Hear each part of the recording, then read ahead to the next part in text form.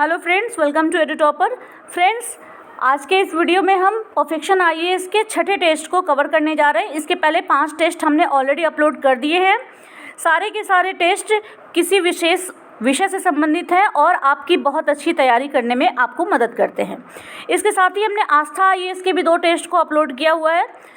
तो चलिए शुरू करते हैं अपने आज के टेस्ट को। इसके पहले अगर आप हमारे वीडियो पर हमारे चैनल पर पहली बार आए हैं तो इसे सब्सक्राइब कर लें और बेल आइकन का बटन भी दबा दें ताकि हमारे आने वाली हर वीडियो की नोटिफिकेशन आपको सबसे पहले मिले।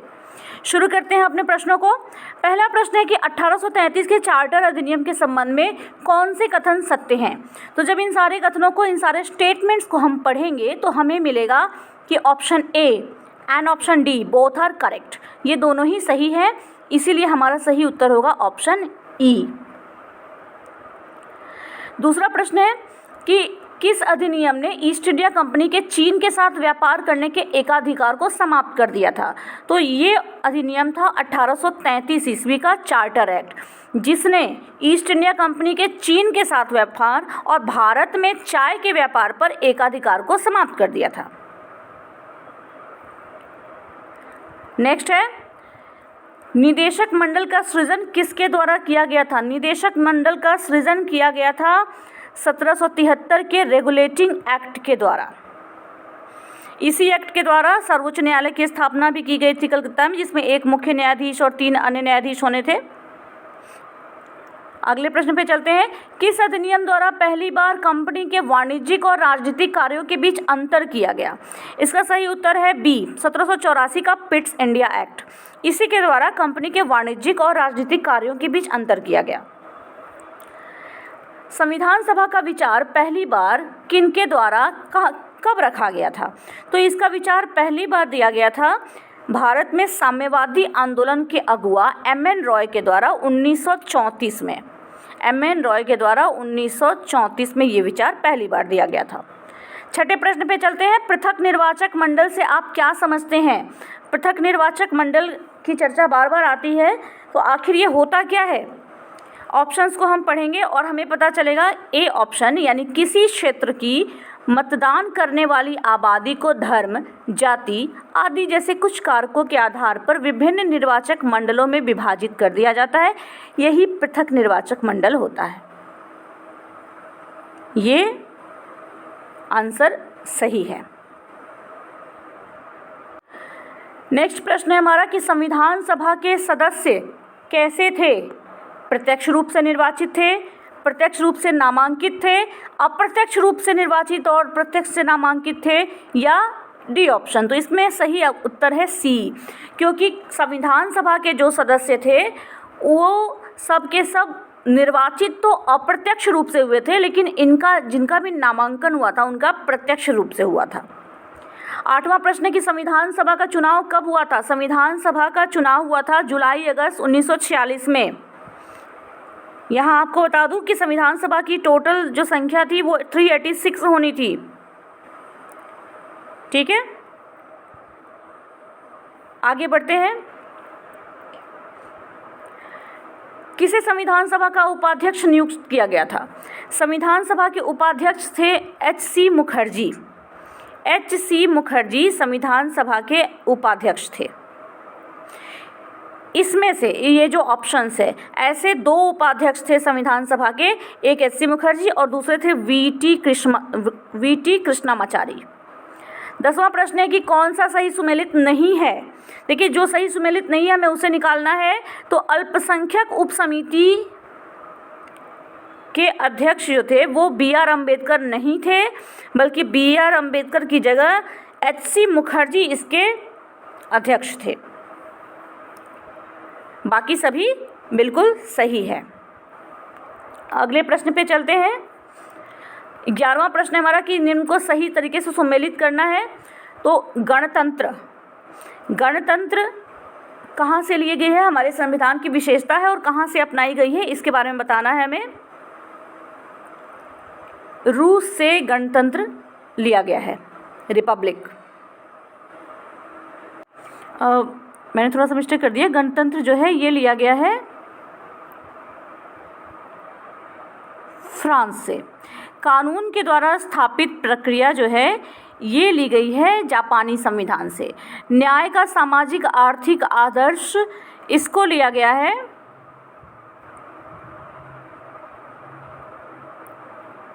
रूस से, और समवर्ती सूची ली गई है ऑस्ट्रेलियाई संविधान से, यानी सही उत्तर है हमारा डी। कौन से जोड़े सही सुमेलित नहीं हैं? अब यहाँ भी बताना है कि कौन सा जोड़ा सही तरीके से सुमेलित नहीं किया गया है।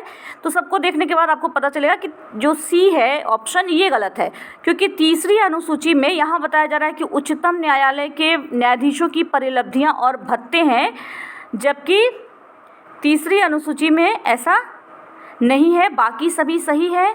ये एक गलत है, क्योंकि जो आपके उच्चतम न्यायालय के न्यायाधीशों की परिलब्धियां और भत्ता है ये तीसरी में नहीं बल्कि ये दूसरी अनुसूची में दिया गया है। अगले प्रश्न पे चलते हैं। संविधान का कौन सा अनुच्छेद सार्वभौमिक व्यस्क मताधिकार की गारंटी देता है, यानी यूनिवर्सल अडल्ट फ्रेंचाइजी की गारंटी देता है? इसका आंसर है सी 326, अनुच्छेद 326। प्रस्तावना के साथ शुरू होने वाला दुनिया का पहला संविधान कौन सा था? प्रस्तावना के साथ शुरू होने वाला दुनिया का पहला संविधान था यूएसए का, संयुक्त राज्य अमेरिका का। कौन से प्रत्यक्ष लोकतंत्र का साधन है? इनमें से कौन सा प्रत्यक्ष लोकतंत्र का साधन है? तो आप देखेंगे कि इसमें जितने भी ऑप्शंस दिए गए हैं, जनमत संग्रह, पहल, वापस बुलाना, ये तीनों ही चीज़ें जो है ये प्रत्यक्ष लोकतंत्र का साधन है। हालांकि प्रत्यायोजित भागीदारी ये प्रत्यक्ष का नहीं बल्कि अप्रत्यक्ष लोकतंत्र का साधन है, इसलिए हमारा फिर भी 3 ऑप्शन सही है, इसलिए सही उत्तर होगा ई। किस अधिनियम द्वारा प्रस्तावना में संशोधन किया गया है? देखिए, प्रस्तावना में संशोधन किया गया है 42वें संविधान संशोधन अधिनियम द्वारा, जो 1976 में किया गया था। आप जानते हैं कि इसके द्वारा हमारी प्रस्तावना में 3 नए शब्द जोड़े गए थे, समाजवादी, धर्मनिरपेक्ष और अखंडता। ये 3 शब्द जोड़े गए थे हमारे संविधान में की प्रस्तावना में। आगे चलते हैं अगले प्रश्न पे। निम्नलिखित में से कौन सा या कौन से भारतीय संविधान में भ्रातृत्व की भावना को बढ़ावा देने का साधन है? तो इसका आप देखिएगा, इस सारे ऑप्शंस में से बी और सी दोनों सही हैं। एकल नागरिकता और मूल कर्तव्य ये दोनों ही सही हैं। कारण क्या है कि एकल नागरिकता भी भाईचारे की भावना को बढ़ाती है। इसके अलावा मूल कर्तव्य में भी कहा गया है कि भारत के प्रत्येक नागरिक का यह कर्तव्य होगा कि वो सभी भेदभाव से परे भारत के सभी लोगों के बीच समरसता और समान भ्रातृत्व की भावना को बढ़ावा दे। 18वें प्रश्न पे चलते हैं। भारत के राज्य क्षेत्र में कौन शामिल है? भारत के राज्य क्षेत्र में शामिल है सी और डी दोनों, राज्य और केंद्र शासित प्रदेश दोनों, और समय के साथ भारत सरकार द्वारा अधिग्रहित क्षेत्र दोनों ही शामिल हैं। मान लीजिए भविष्य में भारत सरकार किसी क्षेत्र को अधिग्रहित करती है तो उसको भी हम भारत के राज्य क्षेत्र में शामिल मानेंगे। 19वां प्रश्न है कि अनुच्छेद 3 के संबंध में निम्नलिखित में से कौन सा संसद की शक्ति के अंतर्गत नहीं आता? तो सी, यानी नए राज्यों की स्थापना करना, जो पहले भारत के भूभाग का हिस्सा नहीं था, ये संसद की शक्ति के अंतर्गत नहीं आता है। 20वां प्रश्न है कि किसके लिए या किनके लिए अनुच्छेद 368 के अंतर्गत संवैधानिक संशोधन की आवश्यकता होती है? सही उत्तर है विदेशी राज्य को भारतीय क्षेत्र अध्यर्पित करने के लिए। अगर विदेशी राज्य को भारतीय क्षेत्र अध्यर्पित करना है तो इसके लिए अनुच्छेद 368 के अंतर्गत संवैधानिक संशोधन की आवश्यकता होती है। अगले प्रश्न पे चलते हैं। 21वां प्रश्न है हमारा कि कौन सा या कौन सी घटनाओं का सही कालानुक्रम है? कुछ घटनाएं दी गई हैं, हैदराबाद का विलय, जूनागढ़ का विलय, कश्मीर का विलय। इसका सही क्रम है 3, 2, 1। सबसे पहले हुआ है जम्मू कश्मीर का विलय, इसके बाद जूनागढ़ का विलय और अंत में हुआ है हैदराबाद का विलय। आगे बढ़ते हैं। फजल अली आयोग के संबंध में कौन से कथन सत्य नहीं हैं? फजल अली आयोग के बारे में आप जानते हैं कि ये भाषाई आयोग था। ये भाषाई आधार पर राज्यों के निर्माण के विषय में इसको रिपोर्ट देनी थी। तो इसके संबंध में सी कथन सही नहीं है। इसने केवल भाषा के आधार पर राज्यों के गठन का सुझाव दिया, ये सही नहीं है, बल्कि इसने भाषा के आधार पर राज्यों के गठन को अस्वीकार कर दिया था। इसने अन्य दूसरी चीज़ों की पहचान की थी। आपको बता दूं कि इसके अध्यक्ष थे फजल अली और 2 और भी सदस्य थे, के.एम. पानिक्कर और एच.एन. कुंजरू। 23वां प्रश्न है कि नए राज्यों के गठन का सही कालानुक्रम क्या है। कुछ राज्यों के नाम हमें दिए गए हैं, गुजरात, हरियाणा, सिक्किम, छत्तीसगढ़, अरुणाचल प्रदेश।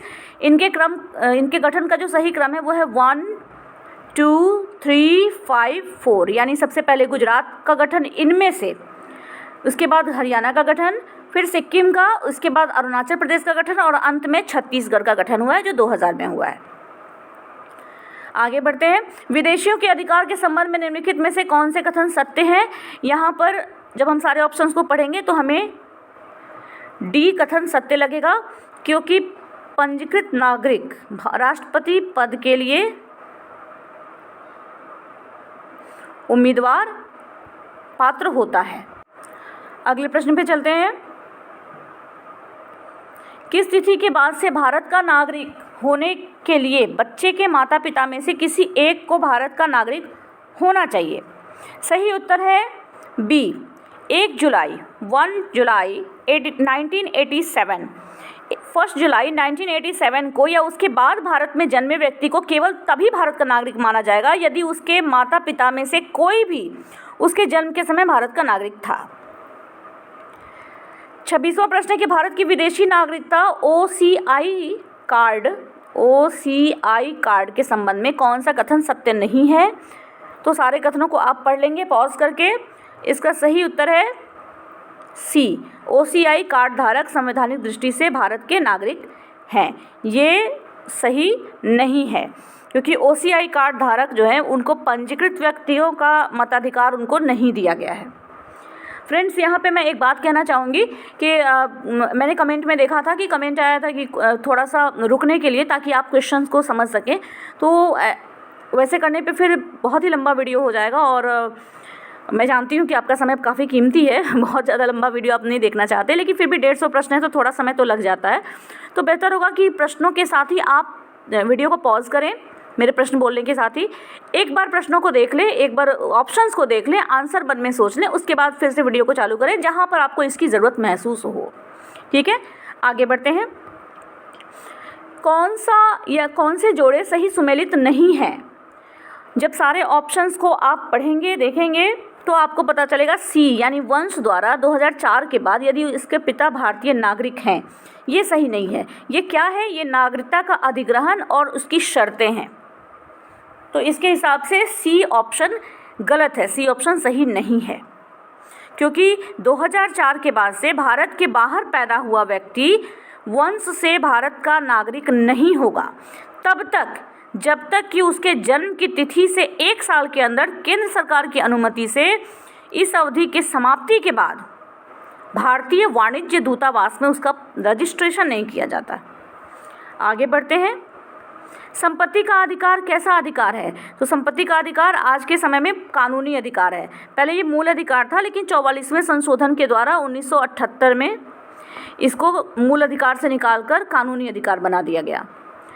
29वां प्रश्न है हमारा कि कौन से राज्य की परिभाषा के अंतर्गत आते हैं। तो आप देखेंगे कि इसमें जितने भी ऑप्शंस हैं, ये जितने भी ऑप्शंस हैं, चाहे वो ये सभी राज्य में शामिल हैं। ठीक है, अनुच्छेद 12 में राज्य की सिचुएशन को परिभाषित किया गया है कि राज्य में कौन कौन सी चीज़ें आएंगी। तो देखिए, जो भी सांविधिक या गैर सांविधिक है, या फिर जो भी यहाँ तक कि राज्य के में साधन के रूप में अगर कोई प्राइवेट संस्था भी काम कर रही है, प्राइवेट एजेंसी भी काम कर रही है, तो वो भी राज्य के अंतर्गत आती है। तो ऑप्शन हमारा ई सही है। निम्नलिखित में से कौन सा अधिकार केवल नागरिकों के लिए उपलब्ध है? सही उत्तर है सी, अनुच्छेद 15। इनमें से अनुच्छेद 15 है, ऐसे 15, 16, 19, 29 और 30 ये ऐसे अधिकार हैं ये जो केवल नागरिकों के ही उपलब्ध है। जबकि अगर हम बात करें अनुच्छेद 14, 20, 21, 22, 23, 24, इसके बाद 24 से लेकर के 25, 26, 27, 28 तक ये शत्रु राज्य के जो विदेशी होंगे उनको छोड़ के नागरिकों और विदेशियों सभी के लिए एक समान रूप से उपलब्ध हैं। तो सही उत्तर क्या है हमारा? सी, अनुच्छेद 15। अगले प्रश्न पे चलते हैं। समान के साथ किसी भी भेदभाव के बिना समान व्यवहार किया जाना चाहिए, ये किस अवधारणा के अंतर्गत आता है? ये आता है विधि का समान संरक्षण में। कौन सा समानता के अधिकार का अपवाद नहीं है? सही उत्तर है डी, वीआईपी के आवागमन के लिए यातायात को रोकना। अगर कोई वीआईपी जा रहा है तो उसके आने जाने के लिए अगर आप ट्रैफिक को रोकते हैं तो ये समानता का उल्लंघन नहीं कहा जाएगा। आगे बढ़ते हैं। किस संविधान संशोधन अधिनियम द्वारा केंद्र सरकार द्वारा संचालित शैक्षणिक संस्थानों में प्रवेश के लिए समाज के आर्थिक रूप से कमजोर वर्गों के लिए 10% आरक्षण का प्रावधान किया गया? सही उत्तर है संविधान का 103वां संशोधन अधिनियम 2019। 34वें प्रश्न पे चलते हैं। सुमेलित करना है फिर से। इसका सही उत्तर है बी, अनुच्छेद 24 बाल श्रम से संबंधित है। 19(1)(e) अधिवास की स्वतंत्रता से संबंधित है। वहीं 19(1)(c) सहकारी समितियों के गठन से और अनुच्छेद 22 दंडात्मक निरोध से। आगे बढ़ते हैं। निचली अदालत को कोई आदेश या निर्णय देने से रोकने के लिए किस निम्नलिखित में से कौन सी रिट जारी की जाती है? ये रिट जारी की जाती है उत्प्रेषण की। किस अनुच्छेद के अंतर्गत संसद को सशस्त्र बलों के सदस्यों के मूल अधिकारों को प्रतिबंधित या निरस्त करने का अधिकार है? सही आंसर है अनुच्छेद 33 के अंतर्गत। अगले प्रश्न पे चलते हैं। निम्न में से किस विषय पर संसद न कि राज्य विधायिका को कानून बनाने की शक्ति प्राप्त है? सही उत्तर है ए, अस्पृश्यता। कौन सा कथन सत्य है? अब इन कथनों को जब आप पढ़ेंगे तो आपको मिलेगा ऑप्शन बी सत्य है कि अनुच्छेद 31B 9वीं अनुसूची के अंतर्गत आता है। अगले प्रश्न पे चलते हैं। निम्नलिखित में से किस अनुच्छेद का प्रवर्तन राष्ट्रीय आपातकाल के दौरान निलंबित नहीं होता है? सही उत्तर है यहाँ पे कि अनुच्छेद 20 और 21 को छोड़ के बाकी सभी, चाहे वो 19 हो या 22 हो, सभी निलंबित हो जाते हैं और 20-21 नहीं होता, इसलिए आंसर हमारा होगा ई। 40वां प्रश्न है, कौन से जोड़े सही सुमेलित हैं? तो ये बी यानी 42वां संवैधानिक संशोधन अधिनियम प्रबंधन में श्रमिकों की भागीदारी सही सुमेलित है। आगे बढ़ते हैं। 14 से 19 के अंतर्गत गारंटीकृत मूल अधिकार निम्नलिखित में से किस अनुच्छेद द्वारा गारंटीकृत डीपीएसपी के अधीन है? तो इसमें आप क्या देखेंगे कि 14 और 19 के अंतर्गत जो भी मूल अधिकार दिए गए हैं ये अनुच्छेद 39C और अनुच्छेद 39B दोनों के अधीन है, इसलिए हमारा ऑप्शन ई सही होगा। अगला प्रश्न है कि कौन से जोड़े सही सुमेलित है? ये भी डीपीएसपी है और अधिनियम और पहलों के बारे में है। सही आंसर है ए, पंचवर्षीय योजनाएं अनुच्छेद 38 के अनुसार बनाई जाती थी। 43वां प्रश्न है कि कौन सा निर्देश भी है लेकिन संविधान के भाग 4 के बाहर है, यानी है तो डीपीएसपी का पार्ट ही, लेकिन ये भाग 4 के बाहर है। सही उत्तर है ए, अनुच्छेद 335। अनुच्छेद 335 में क्या है कि इसमें सेवाओं में अनुसूचित जातियों और अनुसूचित जनजातियों के दावों की चर्चा की गई है,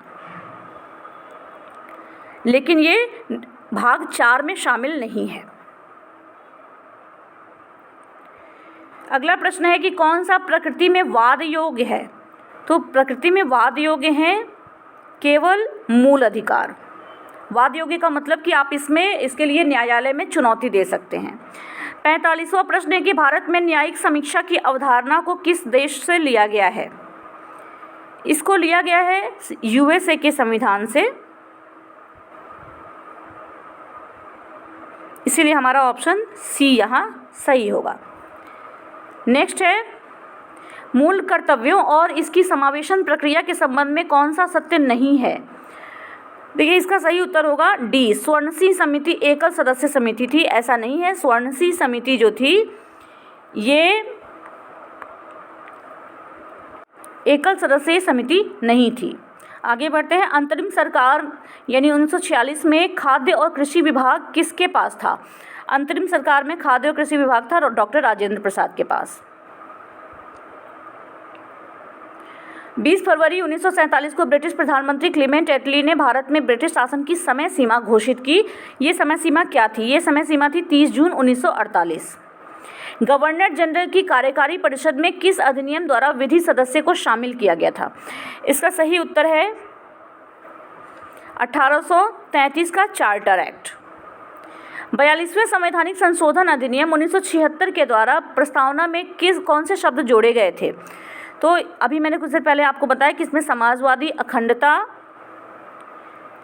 ये सभी शब्द जोड़े गए थे, इसलिए यहाँ आंसर होगा ई।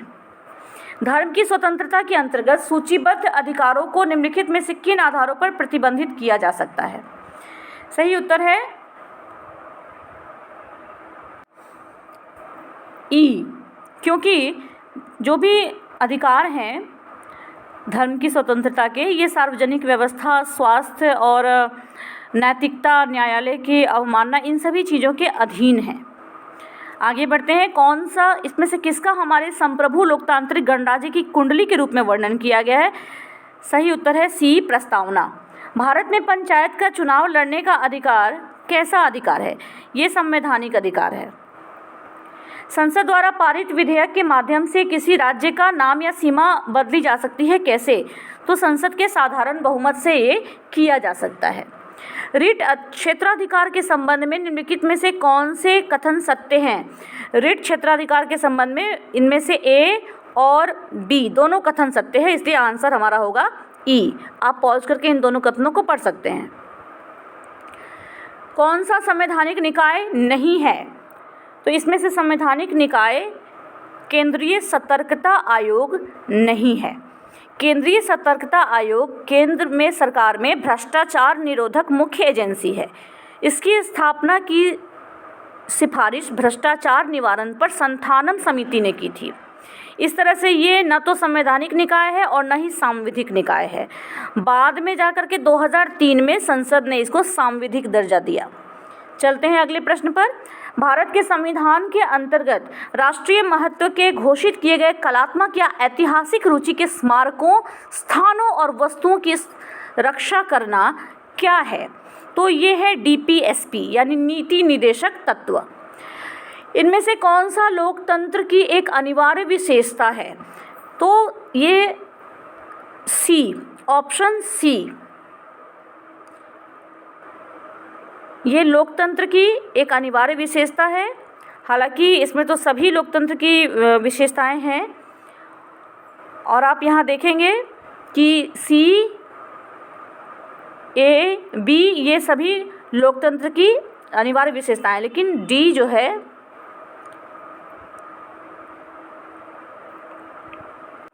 इसमें ये जनमत संग्रह हर जगह हो ये ज़रूरी नहीं है, इसलिए हमारा ऑप्शन यहाँ सही होगा ई। निम्नलिखित में से कौन राष्ट्रपति के प्रसाद पर्यंत पद धारण करता है? सही उत्तर है ए, भारत का महान्यायवादी।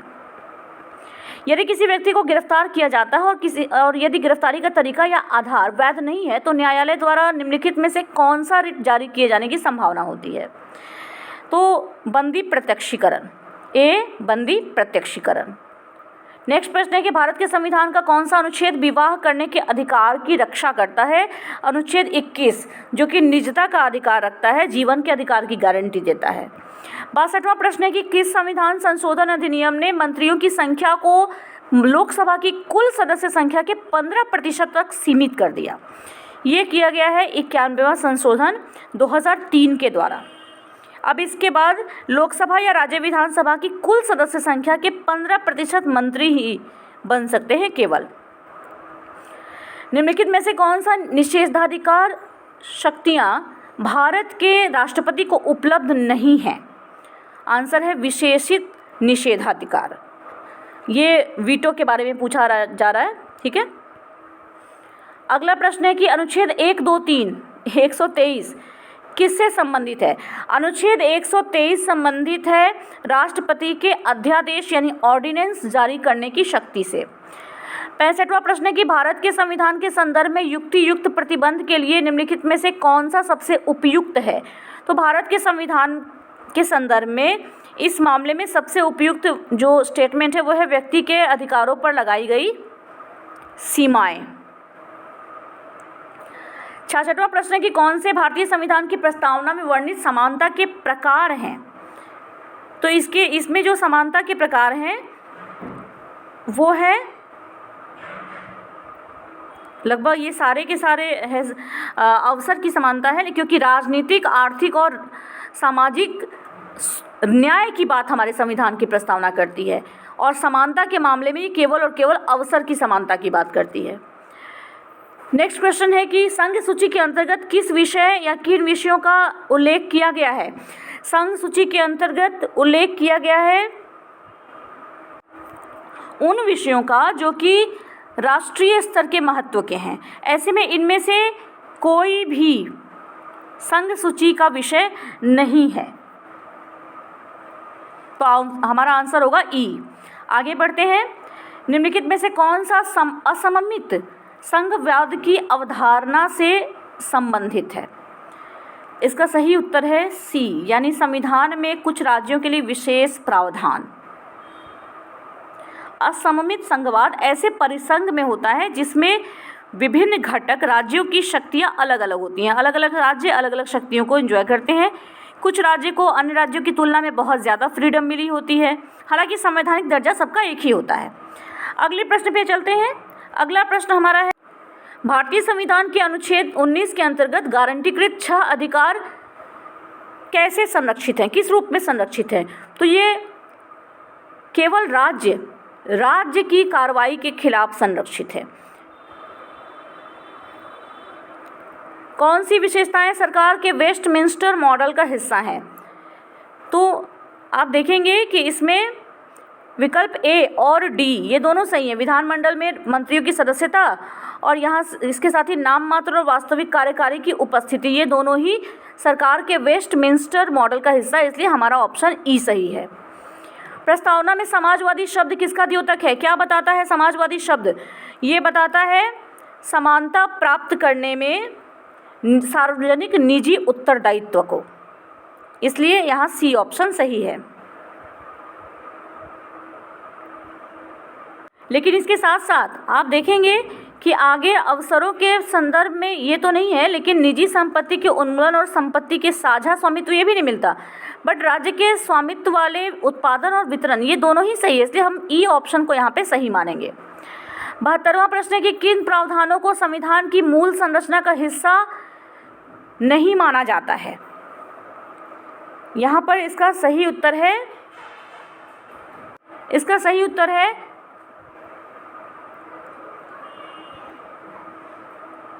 सी। इसका सही उत्तर है सी, क्योंकि अभी तक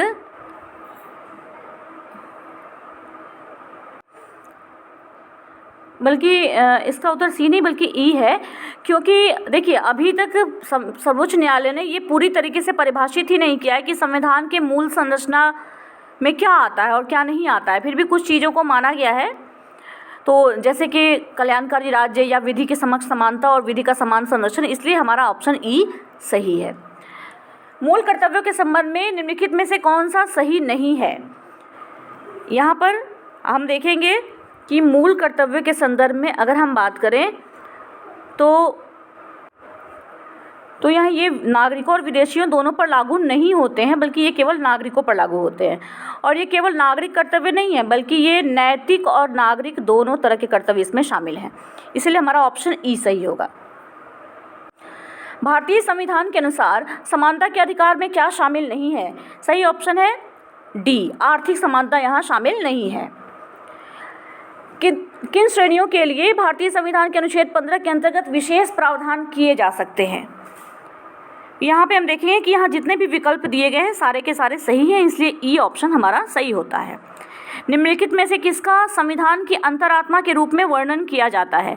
संविधान की अंतरात्मा के रूप में वर्णन किया जाता है मूल अधिकार और राज्य के नीति निदेशक तत्व दोनों ही का।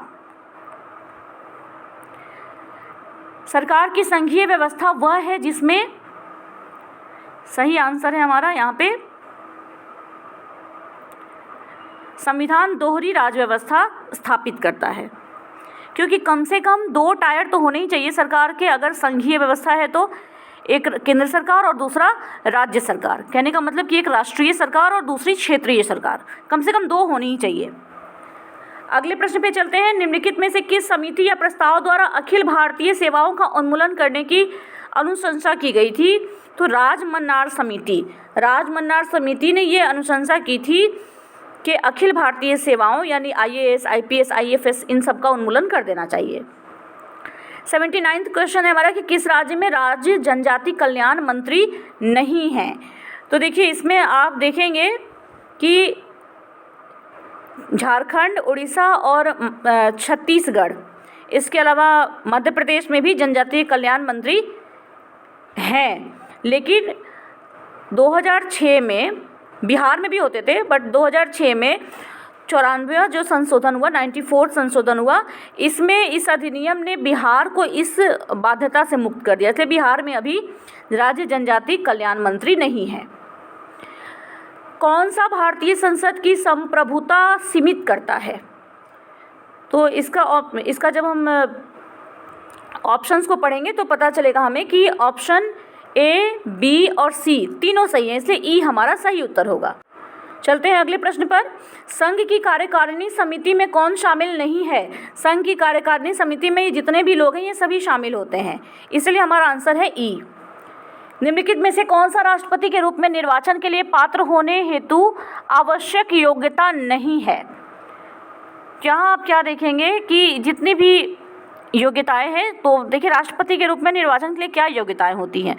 एक तो भारत का नागरिक होना चाहिए, तो ये तो है ही, हमें जानना है कि कौन सा नहीं है। 35 वर्ष की आयु पूरी करा होना चाहिए। राज्यसभा के सदस्य के रूप में निर्वाचित के होना चाहिए, तो ये एक गलत हमें मिला अभी तक। और संघ या किसी राज्य सरकार या किसी अन्य सार्वजनिक प्राधिकरण के अंतर्गत लाभ का कोई पद धारण नहीं करता, और ये भी सही है, इसलिए हमारा आंसर क्या होगा? सी। राष्ट्रपति का चुनाव कैसे होता है? राष्ट्रपति का चुनाव जो होता है ये होता है, बहुत सारी चीज़ें इसमें होती हैं। एक तो एकल संक्रमणीय मत के माध्यम से अनुपातिक प्रतिनिधित्व के अनुसार होता है, और दूसरा गुप्त मतदान इसमें होता है, तो ये दोनों ही सही है, इसलिए हमारा ऑप्शन होगा ई। भारत का राष्ट्रपति क्या है? भारत का राष्ट्रपति का कैसा पद है? ये आप देखेंगे कि ये सरकार का नाम मात्र का प्रमुख है और साथ ही साथ विधितः कार्यकारी भी है, राज्य का प्रथम नागरिक भी है, तो इस तरीके से इसका भी ऑप्शन हमारा ई सही निकलेगा। राष्ट्रपति के पद के चुनाव के लिए किसी उम्मीदवार के नामांकन का प्रस्ताव के रूप में कम से कम कितने लोगों द्वारा समर्थन किया जाना चाहिए? ये समर्थन होना चाहिए कम से कम 50 निर्वाचकों द्वारा। 86 क्वेश्चन है कि राष्ट्रपति के महाभियोग के लिए प्रस्ताव पर हस्ताक्षर किया जाना चाहिए कितने सदस्यों द्वारा? ये किया जाना चाहिए किसी भी सदन के 1/4 मेंबर्स के द्वारा। उपराष्ट्रपति को निम्नलिखित में से किन स्थितियों में राष्ट्रपति के रूप में कार्य करने का अवसर नहीं मिलता है? तो राष्ट्रपति के पद पर के चुनाव में अगर देरी होती है तो उपराष्ट्रपति काम नहीं करते हैं, क्योंकि तब तक वही राष्ट्रपति कंटिन्यू रहते हैं जो पहले से रहे हैं। आगे बढ़ते हैं। नेक्स्ट क्वेश्चन है कि कौन सा राष्ट्रपति के विधायी कार्य हैं? देखिए राष्ट्रपति के विधायी कार्यों में ये सी ऑप्शन बिल्कुल सही है कि राज्यसभा में वो 12 सदस्यों को मनोनीत करते हैं। अगला प्रश्न है कि निम्नलिखित में से कौन सा व्यक्ति भारत के राष्ट्रपति पद के लिए निर्विरोध निर्वाचित हुए थे? सही उत्तर है बी, नीलम संजीव रेड्डी। इनका निर्वाचन कब हुआ था, कब निर्वाचित हुए थे ये? 1977 में। अगले प्रश्न पे चलते हैं।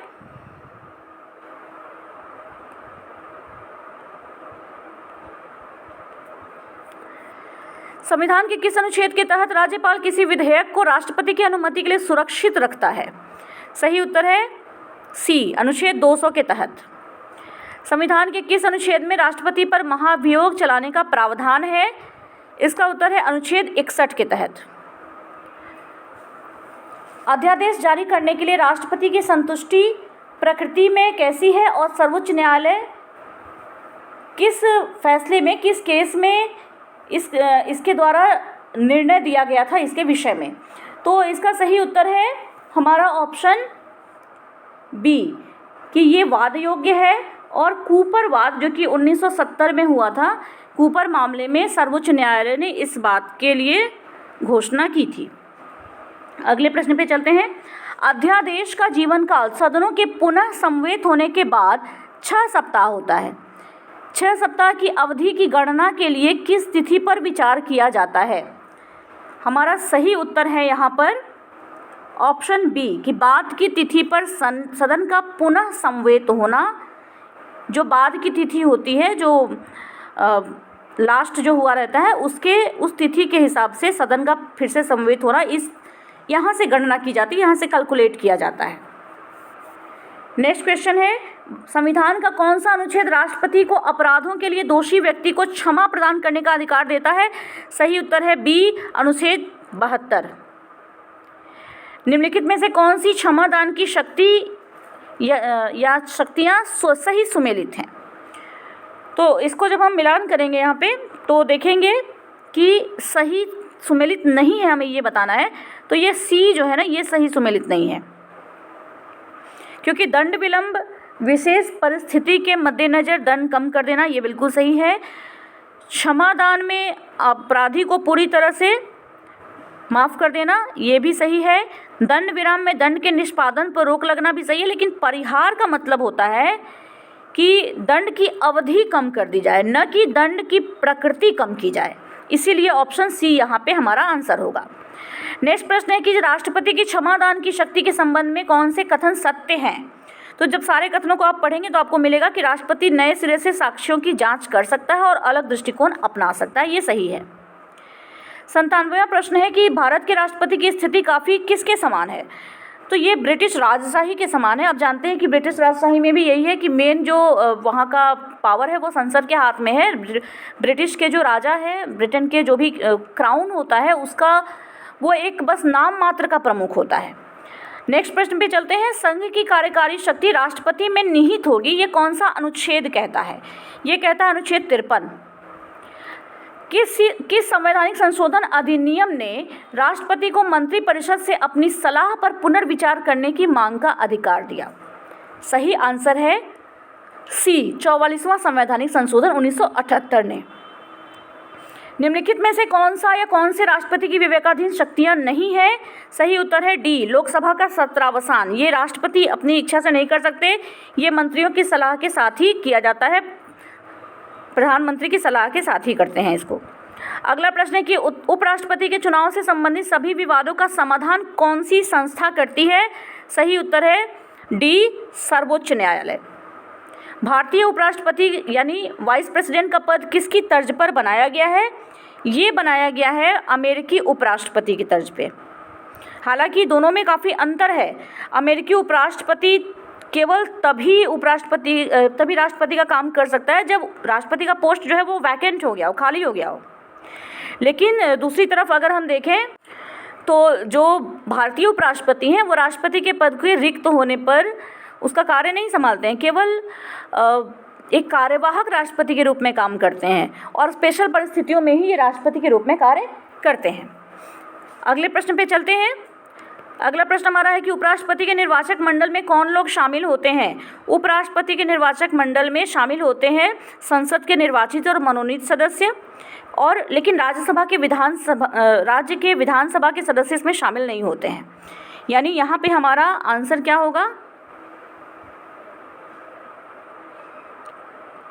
सी। अगले प्रश्न पे चलते हैं। भारत में किस पद को कुछ विद्वानों द्वारा अनावश्यक महामहिम कहा गया है? तो ये कहा गया उपराष्ट्रपति के पद को। निम्नलिखित में से किन्होंने राज्यसभा का सदस्य रहते हुए भी और प्रधानमंत्री का पद संभाला? तो हम यहाँ देखेंगे कि इंदिरा गांधी, एच.डी. देवगौड़ा और मनमोहन सिंह ये सभी राज्यसभा के सदस्य ही थे जब इन्होंने प्रधानमंत्री का पद संभाला था। तो ऑप्शन ई हमारा सही उत्तर है। प्रधानमंत्री निम्नलिखित में से किस संस्था का अध्यक्ष नहीं होता है? सही उत्तर है हमारा क्षेत्रीय परिषद। क्षेत्रीय परिषद के अध्यक्ष जो होते हैं वो केंद्रीय गृह मंत्री होते हैं, जबकि अंतर्राज्यीय परिषद, राष्ट्रीय विकास परिषद, नीति आयोग, इन सब के अध्यक्ष प्रधानमंत्री स्वयं होते हैं। समानों में प्रथम शब्दावली का क्या अर्थ है? इसका अर्थ है बराबरों के बीच प्रथम, यानी जो एक तो सभी एक बराबर है, सबका एक ही लेवल है, इसमें जो पहले है, इसमें जो प्रथम है। 108वां प्रश्न है कि भारत में अब तक कितने मुख्यमंत्री बन चुके हैं? कितने मुख्यमंत्री प्रधानमंत्री बन चुके हैं? सही उत्तर है बी 6। अब तक 6 लोग। 6 लोग कौन कौन हैं? मोरारजी देसाई, चरण सिंह जी, ये मोरारजी देसाई गुजरात के मुख्यमंत्री रहे। चरण सिंह उत्तर प्रदेश के मुख्यमंत्री थे। वीपी सिंह ये भी उत्तर प्रदेश के मुख्यमंत्री थे। पीवी नरसिम्हा राव ये आंध्र प्रदेश के मुख्यमंत्री रहे हैं। एच.डी. देवगौड़ा ये कर्नाटक के मुख्यमंत्री रहे हैं। और वर्तमान जो हमारे प्रधानमंत्री हैं श्री नरेंद्र मोदी जी, ये गुजरात के मुख्यमंत्री रहे हैं। तो ये इस तरीके से 6 ऐसे लोग हैं जो अपने राज्य के मुख्यमंत्री होने के बाद प्रधानमंत्री बने हैं। अगला प्रश्न हमारा कि किस संवैधानिक संशोधन ने अनुवर्ती सभी संशोधनों के साथ संविधान के हिंदी अनुवाद के प्रकाशन की अनुमति दी? सही उत्तर है ए 58वां संवैधानिक संशोधन 1987।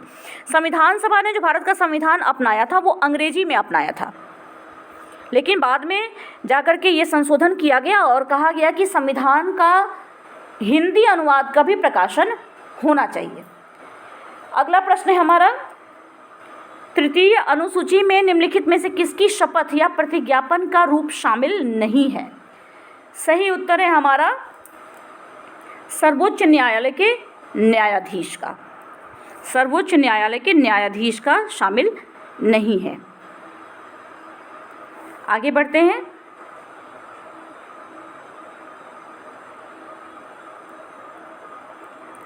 निम्नलिखित में से कौन सा 92वां संविधान संशोधन अधिनियम 2003 द्वारा 8वीं अनुसूची में नहीं जोड़ा गया था? कौन सी भाषा नहीं जोड़ी गई थी? आप जानते हैं कि जो हमारी 8वीं अनुसूची है इसमें संविधान द्वारा मान्यता दी गई भाषाएं रखी गई हैं। इनमें मणिपुरी भाषा नहीं जोड़ी गई थी। डोगरी, मैथिली और संथाली को इसमें जोड़ा गया था 2003 में। आगे बढ़ते हैं। कौन सा अनुच्छेद कहता है कि मंत्रिपरिषद लोकसभा के प्रति सामूहिक रूप से उत्तरदायी है? ये कहता है अनुच्छेद 75। नेक्स्ट प्रश्न है, भारत में प्रावधान है इनमें से किसका? भारत में प्रावधान है मंत्री के उत्तरदायित्व का कोई कानूनी प्रावधान नहीं है। मंत्री के विषय में पूछा जा रहा है तो इनका कोई भी कानूनी प्रावधान नहीं है। नेक्स्ट प्रश्न है कि कौन सा संविधान का अनुच्छेद चुनाव के अधीक्षण, निर्देशन और नियंत्रण का प्रावधान करता है? सही उत्तर है अनुच्छेद 324 जो चुनाव के अधीक्षण, नियंत्रण और निर्देशन का प्रावधान करता है और इसी के अनुसार निर्वाचन आयोग की भी बात होती है। 115वां प्रश्न है कि भारत का निर्वाचन आयोग किसका चुनाव नहीं करवाता है? ये ग्राम पंचायत का चुनाव नहीं करवाता है, बाकी तीनों चुनाव भारत का निर्वाचन आयोग ही कराता है। तो फिर ग्राम पंचायत का चुनाव कौन करवाता है? ये करवाता है राज्य निर्वाचन आयोग। राज्य निर्वाचन आयोग। आगे बढ़ते हैं। निम्नलिखित में से कौन सा या कौन से निर्वाचन आयोग के संबंध में सत्य नहीं है? देखिए, निर्वाचन आयोग के संबंध में ये सत्य नहीं है कि ये एक न्यायिक निकाय, ये कोई न्यायिक निकाय नहीं है, ये एक स्वतंत्र निकाय है, बल्कि ये अर्ध न्यायिक, प्रशासनिक और सलाहकारी निकाय है। ये गलत है। 117वां प्रश्न की मतदान की आयु 21 वर्ष से कम करके 18 वर्ष कब की गई? ये किया गया 61वें संशोधन 1988 में। संविधान का अनुच्छेद 315 क्या प्रावधान करता है? संविधान का अनुच्छेद 315 प्रावधान करता है संघ लोक सेवा आयोग, राज्य लोक सेवा आयोग और संयुक्त राज्य लोक सेवा आयोग, यानी कि इसमें तीनों सही है, इसीलिए हमारा ऑप्शन ई यहाँ पे सही होगा। निम्नलिखित में से कौन सा या कौन से यूपीएससी के संबंध में सत्य है? तो जब आप ऑप्शंस को पढ़ेंगे ध्यान से तो आपको पता चलेगा कि सी ऑप्शन बिल्कुल सही है कि इसके जो भी सदस्य होते हैं वो 6 वर्ष की अवधि तक या 65 वर्ष की अवधि तक पद को धारण करते हैं। आगे बढ़ते हैं हम। नेक्स्ट प्रश्न हमारा है कि निम्नलिखित में से किन निकायों के लिए व्यय और भत्ते भारत की संचित निधि पर भारित नहीं होते हैं? सही उत्तर है सी, निर्वाचन आयोग। संयुक्त राज्य लोक सेवा आयोग का गठन किसके द्वारा किया जाता है? इसका गठन किया जाता है संसद के द्वारा। राज्य लोक सेवा आयोग SPSC के संबंध में कौन सा कथन सत्य है? इसमें हम क्या देखेंगे कि यहाँ पे ऑप्शन सी और ऑप्शन डी ये दोनों सत्य है। 123वां प्रश्न है कि संविधान के निम्नलिखित में से कौन से अनुच्छेद वित्त आयोग का प्रावधान करते हैं? वित्त आयोग का प्रावधान करता है 280, अनुच्छेद 280। ये अर्ध न्यायिक निकाय के रूप में वित्त आयोग का प्रावधान करता है। इसका वित्त आयोग का गठन भारत के राष्ट्रपति हर 5वें साल या 5 साल के पहले अपनी ज़रूरत के हिसाब से, उन्हें जैसा लगता है कि ज़रूरत है उसके हिसाब से वो गठन करते हैं। 15वें वित्त आयोग ने किस अवधि के लिए हस्तांतरण योजना प्रदान की है? 15वें वित्त आयोग ने 2021-22 से 2025-26 तक के लिए हस्तांतरण योजना प्रदान की है। 15वें वित्त आयोग की अनुशंसाओं में किस कारक को सर्वाधिक महत्व दिया गया है? ये महत्व दिया गया है आय दूरी को। चलते हैं अगले प्रश्न पर। निम्नलिखित में से कौन सा या कौन से संवैधानिक निकाय नहीं है? हमारा सही आंसर है डी, राष्ट्रीय मानवाधिकार आयोग। ये संवैधानिक निकाय नहीं है। बाकी इसके अलावा जो बाकी 3 हैं ये तीनों संवैधानिक निकाय हैं। किस संवैधानिक अधिनियम ने संयुक्त राष्ट्रीय अनुसूचित जाति और अनुसूचित जनजाति आयोग को 2 अलग अलग निकायों में विभाजित कर दिया? सही आंसर है हमारा 89वां संवैधानिक संशोधन अधिनियम 2003, जिसने संयुक्त राष्ट्रीय अनुसूचित जाति और अनुसूचित जनजाति आयोग को 2 अलग अलग निकाय में विभाजित कर दिया। और इसके बाद बन गया राष्ट्रीय अनुसूचित जाति आयोग अनुच्छेद 338 के तहत और राष्ट्रीय अनुसूचित जनजाति आयोग अनुच्छेद 338A के तहत। अगला प्रश्न है हमारा कि संविधान के किस अनुच्छेद द्वारा नियंत्रक एवं महालेखा परीक्षक के कर्तव्य और शक्तियां प्रदान की गई हैं? ये प्रदान किया गया है अनुच्छेद 149 के द्वारा। देखिए अनुच्छेद 148 महालेखा नियंत्रक और महालेखा परीक्षक का प्रावधान करता है, लेकिन इनके कर्तव्य और शक्तियों की चर्चा 149 में होती है। 129वां प्रश्न है कि CAG द्वारा निम्नलिखित में से कौन सी रिपोर्ट राष्ट्रपति को प्रस्तुत नहीं की जाती? तो स्थानीय शासन पर लेखा परीक्षा की रिपोर्ट ये नहीं प्रस्तुत की जाती। इस पे जो रिपोर्ट होती है वो राज्यपाल को दी जाती है। अगला प्रश्न है CAG किसकी ओर से लेखा परीक्षा करता है? CAG लेखा परीक्षा करता है संसद की ओर से। संसद की ओर से। औचित्य लेखा परीक्षा से क्या तात्पर्य है? देखिए औचित्य लेखा परीक्षा यानी प्रॉपर्टी जो ऑडिटिंग होती है उससे यहाँ पर पूछा जा रहा है आपसे कि क्या तात्पर्य है। तो इसका मतलब है सरकारी खर्च की बुद्धिमत्ता, विश्वसनीयता और मितव्ययिता को देखा जाता है। 132वां प्रश्न है कि कौन से भारत के महान्यायवादी के संबंध में सत्य नहीं है? जब सारे ऑप्शंस को हम पढ़ेंगे तो पता चलेगा कि डी ऑप्शन यानी संविधान उसके कार्यों में उसकी सहायता करने के लिए सॉलिसिटर जनरल का प्रावधान करता है, ये सत्य नहीं है।